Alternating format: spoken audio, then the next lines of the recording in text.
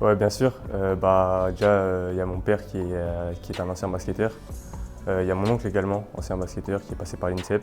Mon père formé à l'ASVEL et passé professionnel à l'ASVEL. Et il y a bien sûr mon cousin qui joue à l'ASVEL au centre de formation. Ouais, très loin, dès l'enfance, je dirais 3 ans, quand je jouais dans mon salon simplement, en dribblant avec un ballon avec mon père. Et à l'époque, toi, t'as attaqué le basket à faire, c'est ça? C'est ça, à faire à 6 ans, je dirais. Ouais, alors je suis arrivé à Rouen à 10 ans.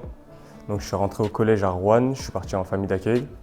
Et donc j'ai fait mes années U13 à Rouen, mes années U15, maintenant mes années 18 et espoir. Pour ma famille c'était difficile déjà.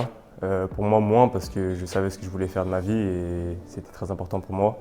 Mais je suis tombé dans une très bonne famille, j'ai eu de la chance et aujourd'hui c'est comme ma famille vraiment.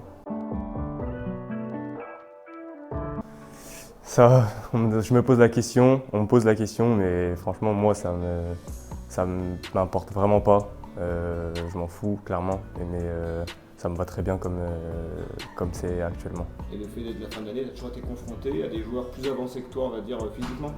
Ouais, bien sûr, après, avec le temps, ça va s'équilibrer. Moi, pour l'instant, je compense avec mon jeu technique et ça me va très bien comme ça.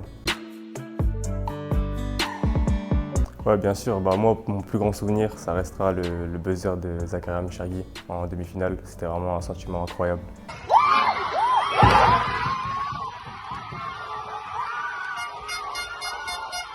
Et bien sûr, la victoire en finale, hein, c'est très important.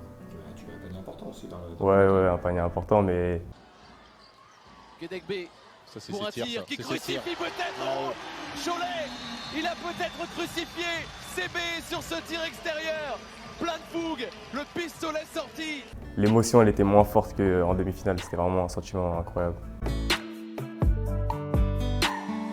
C'est incroyable déjà de pouvoir jouer avec des joueurs d'expérience comme Antoine Jo, Maxime Ross. Ça me permet moi de vraiment progresser, de me confronter aux meilleurs joueurs et puis forcément d'apprendre à leur côté.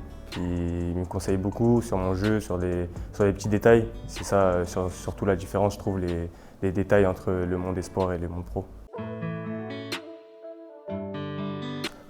J'ai été convoqué une semaine avant parce que j'ai remplacé Maxence Lemoine qui n'a pas pu participer à ce tournoi.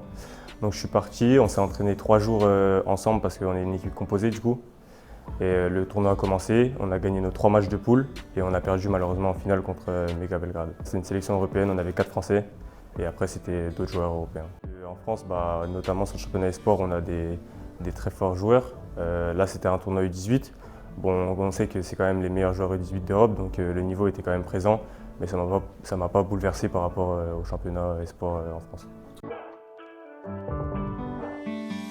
Ouais, bien sûr. Après, la saison elle est longue, on a beaucoup de matchs à jouer là.